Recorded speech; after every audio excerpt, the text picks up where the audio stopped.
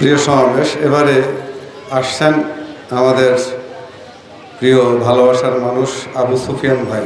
আউযু বিল্লাহি মিনাশ শাইতানির রাজিম, বিসমিল্লাহির রহমানির রহিম। সকল প্রশংসা, প্রশস্তি, স্তব, স্তুতি, গৌরব, মহিমা, ঐশ্বর্য, শ্রেষ্ঠত্ব, একত্ব সবই মহান মহিন আল্লাহ তাআলা, যিনি আমাদের জীবনদাতা, মৃত্যু প্রদাতা। সকল প্রশংসা, পরাক্রম বিক্রম, যেটা তরুণ ভাইও বললেন, সবই তারই জন্য। আর উৎকৃষ্টতম দরুদ অবিরত ধারায়, অফুরন্তভাবে, অজস্র শাখায় অনন্তকাল ধরে প্রবাহিত হোক শেষতম, শ্রেষ্ঠতম, পূর্ণতম নবী ও রসুল, যিনি আর্ট অফ লিভিংয়ের সম্রাট, একচ্ছত্র অধিপতি এবং মানুষের জীবনযাপনকে পরিচালনা করার অপ্রতিদ্বন্দ্বী শিক্ষক নবী মুহাম্মদুর রাসূলুল্লাহ সাল্লাল্লাহু আলাইহি সাল্লামের প্রতি এবং তার সকল বংশধরগণের প্রতি, সকল আম্বিয়া একরামের প্রতি, আউলিয়া একরামের প্রতি এবং বিশেষভাবে আমাদের প্রিয়তম আব্বা হুজুর মোহাম্মদ মামুনুর রশিদের প্রতি প্রবাহিত হোক, আমিন। আমরা ঈদে মিলাদুন্নবী সাল্লাল্লাহু আলাইহি সাল্লামের মাহফিল, এটা দীর্ঘ সময় ধরেই হয়। এখানে আসলে অনেক বক্তারা আসেন, আলোচকরা আসেন, পণ্ডিতরা আসেন, কথা বলেন। সেই অর্থে আমি কথা বলতে আসি না, আমি বিভিন্ন লোভ লালসার থেকে আসি, এটা সত্য। যেমন ছোট্ট একটা উদাহরণ দিই, যে আমরা এই যে এখানে এত মানুষ একত্রিত হই বা আসি, রাসূলুল্লাহর একটা খুব চমৎকার হাদিস আছে, বলছেন যে কখন যদি কোনো দুইজন মুসলমান, যে তারা পরস্পর ভালোবাসার কারণে বা পরস্পর সুসম্পর্কের কারণে, মহব্বতের কারণে এসে যদি দেখা হয়, আর দেখা হওয়ার পরে শুধু একবার হাত মিলায়, হাত মিলিয়ে সেই হাত বিচ্ছিন্ন হওয়ার আগেই আমি দুইজনের সকল পাপকে মাফ করে দিই। তো সুতরাং এইটাও একটা লোভ, যেখানে আসলে অনেক লোক দেখা হয়, দেখি অনেক খাতির করে, মহব্বত করে, ভালোবাসে, হাত মিলায়। তো আমি এটাও একটা লোভের মধ্যে নেই, যে এইটা তো একটা হয়, অনেক লোকের সাথে দেখা হয়, অনেকক্ষণ বসে থাকি এবং সকালে এসেই করি। তো এইটা একটা হচ্ছে কি বলবো, যে রাসূলুল্লাহ যে জীবনযাপনের যে কতগুলো সুবিধা, সেইটা তো আমি, যেহেতু আমাদের নামাজের সময় আছে, আমি ঠিক 10 মিনিট সময়ের মধ্যে শেষ করব। তো সেটা আমি গত ঈদে মিলাদুন্নবীতে একটা কথা বলছিলাম, যে আমরা যে আসলে এই যে আমাদের জীবনযাপন, এই জীবনযাপনের সঙ্গে বিজ্ঞান কিন্তু দারুণভাবে রিলেটেড। গত বছর আমার যতদূর মনে পড়ে, যেখানে আমি বলছিলাম যে বিজ্ঞানের ওই সময়ের একটা আলোচনা ছিল যে মৃত্যুর পরেও একটি জীবন আছে। বিজ্ঞান এটা প্রমাণ করছে যে মৃত্যুর পরে জীবন যে আছে, সেই জীবন কেমন হবে, কি হবে না হবে, সব ডিটেল আছে। সেটা আমি গত বছর বলছিলাম। আর এই বছর আরেকটা নতুন তথ্য বলি, সেটা হচ্ছে সাম্প্রতিককালে বিজ্ঞান দুইটা দারুণ জিনিস আবিষ্কার করছে এবং এগুলাই এখন সারা পৃথিবীতে প্রচারিত হচ্ছে। তার এক নাম্বারটা হচ্ছে যে বলতেছে যে হৃদয়ের একটি মন আছে, এটা হচ্ছে নতুন আবিষ্কার। বলছে হৃদয়ের একটি মন আছে।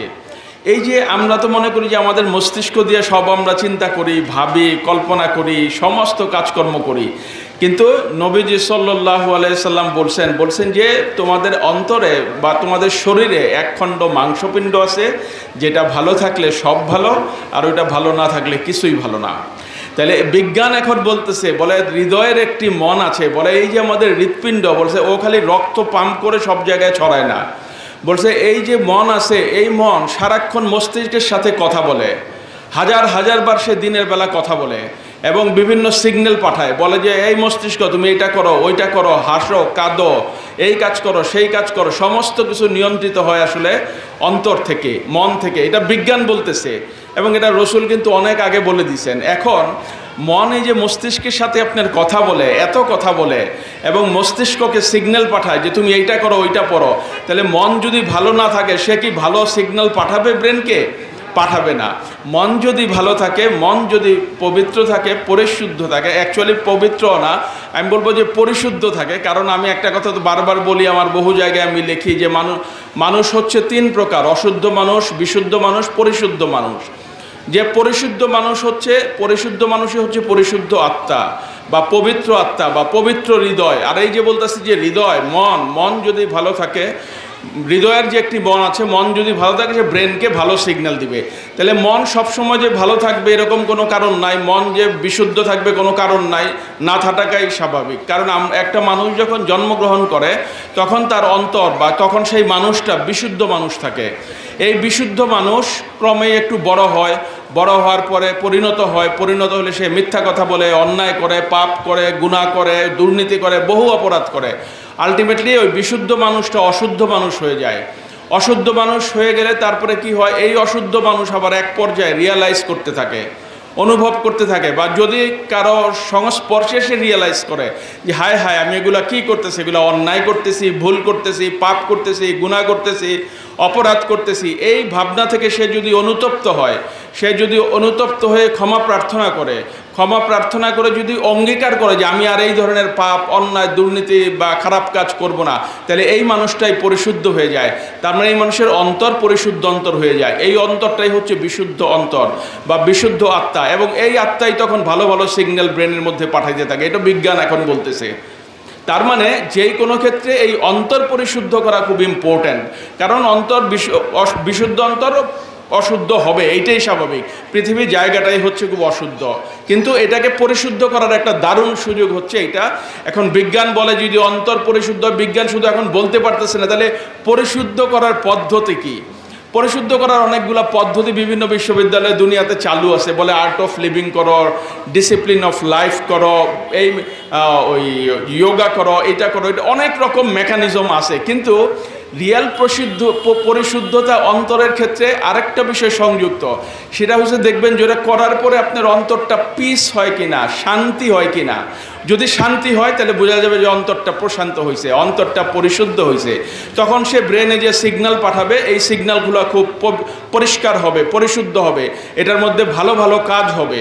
যেমন পরিশুদ্ধ অন্তরের মধ্যে যে ওই বিজ্ঞানীরাই বলতেছে, বলে 10টা জিনিস অন্তরকে এরকম যন্ত্রণা করে ঘেরাও করে রাখে। তার মধ্যে একটা হচ্ছে প্রতিহিংসা, বিদ্বেষ, তারপরে লোভ, লালস, যে চ্যালেঞ্জ, মিথ্যা, এগুলো অন্তরকে ঘেরাও করে থাকে। এবং এগুলোকে তাড়ানোর জন্য বিভিন্ন প্রক্রিয়া বিভিন্ন দেশে আছে, যন্ত্র আছে, লাই ডিটেক্টর আছে, মেশিন টেশিন আছে, কিন্তু এটা তাৎক্ষণিক একটা সমাধান হয়, কিন্তু স্থায়ী সমাধান হয় না। এখন স্থায়ী সমাধান খোঁজা হচ্ছে। আসলে স্থায়ী সমাধান তো খুবই সহজ, এটা তো তরিকার মধ্যে কিন্তু একেবারে এইটাই হচ্ছে মূল বিষয়, যে স্থায়ী সমাধান, যে অন্তরটা অটোমেটিক্যালি পরিশুদ্ধ হয়ে যাবে যখন আপনি আল্লাহর জিকির করবেন। কারণ হচ্ছে একটা লোহার মধ্যে যেমন মরিচিকা পড়ে যায়, লোহাটাকে শিরিষ কাগজ দিয়ে, ডলা দিয়ে, একটা রং দিয়ে দিলেই কিন্তু শেষ, ওই জংকার আর পড়ে না। অন্তরে এরকম জংকার বা এই যে 10 ধরনের যে ময়লা বা জংকারের কথা বলা হয়, সেটা পড়ে মিথ্যা, লোভ, পাপ, অনাচার, অবিচার, হিংসা, বিদ্বেষ ইত্যাদি ইত্যাদি। এবং এই জংকারগুলো মুছে যায় যদি আল্লাহর জিকির সেখানে চালু থাকে, রাসূলুল্লাহর মহব্বত থাকে, এগুলো অটোমেটিক্যালি মুছে যায়। এবং মুছে গেলে তখন এই অন্তর, অশুদ্ধ অন্তর বিশুদ্ধ হয়ে যায়, এবং সে ব্রেনকে গুড সিগন্যাল পাঠাইতে থাকে। ফলে তার মাধ্যমে কোনো খারাপ কাজ, মন্দ কাজ, পাপ কাজ, দুর্নীতি, অন্যায়, অবিচার ইত্যাদি হয় না। আর এগুলা হলে বিপদ তো মানে বহুমাত্রিক। যেমন ধরেন আমরা যদি প্রতিহিংসার কথা বলি বা বিদ্বেষের কথা বলি, রাসূলুল্লাহ একটা খুব চমৎকার কথা বলছেন যে যদি কারো মধ্যে হিংসা বিদ্বেষ থাকে, এই মানুষ অনেক ইবাদত করে, অনেক আল্লাহ ইবাদত করে, ধর্মকর্ম করে, বহু কিছু করে, কিন্তু বলছে তার মধ্যে যদি হিংসা থাকে, বিদ্বেষ থাকে, বলে তাহলে রেজাল্ট কি হয়? বলে একটা কাঠকে যদি আগুন ধরায় দাও কেরাসিন তেল দিয়ে, তাহলে সেটা পুরে কি হবে? কয়লা হয়ে যাবে। বলছে একটা মানুষ যত ভালো কাজ করুক, যত নেক আমল করুক, যত ইবাদত করুক, তার মধ্যে যদি প্রতিহিংসা আর বিদ্বেষ থাকে, যেন সে সব ভালো কাজকে কয়লার মতো পুড়ায় ফেললো। সুতরাং সব আমল কিন্তু শেষ। এই জন্য বারবার বলা হচ্ছে যে বিরাট আমলের কোনো প্রয়োজন নাই, অনেক আমল দরকার নাই। বলছে অন্তরকে বিশুদ্ধ করে নাও, অন্তরকে পরিশুদ্ধ করে নাও। এখন বিজ্ঞান এই কথা বলতেছে, বলে যে তোমার এই অন্তর যদি ঠিক থাকে, তোমার সব কিছু ঠিক থাকবে। এবং অনেক যারা হার্টের চিকিৎসক, তারা অনেক এখন এটা পশ্চিমা দেশে প্রকাশ করতেছেন।